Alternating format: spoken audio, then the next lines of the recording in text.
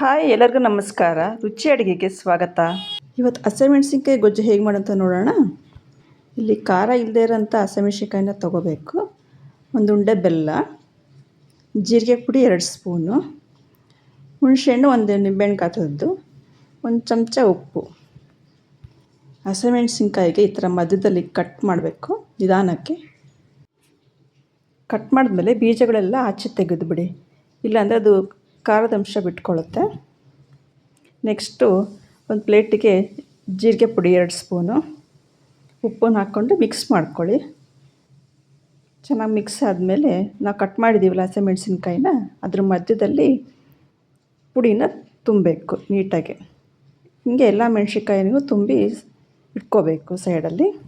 Next ಒಂದು PAN ಇಟ್ಕೊಂಡು ಎಣ್ಣೆ ಬಿಸಿ ಆದಮೇಲೆ ನಾವು ತುಂಬಿಟ್ಕೊಂಡಿದ್ದೀವಲ್ಲ ಮೆಣಸಿನ್ಕಾಯಿನ ಅದನ್ನು ಎಣ್ಣೆಗೆ ಹಾಕಿ ಬಾಡಿಸ್ಕೊಳ್ಬೇಕು.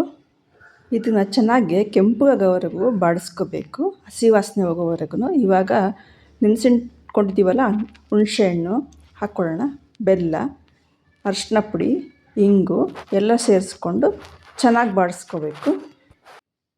ಇದನ್ನು ಒಂದು ಬಾಕ್ಸಲ್ಲಿ ಹಾಕಿಟ್ರೆ 2-3 ದಿನ ಆದ್ರೂ ಚೆನ್ನಾಗಿರುತ್ತೆ, ಕೆಡೋದಿಲ್ಲ.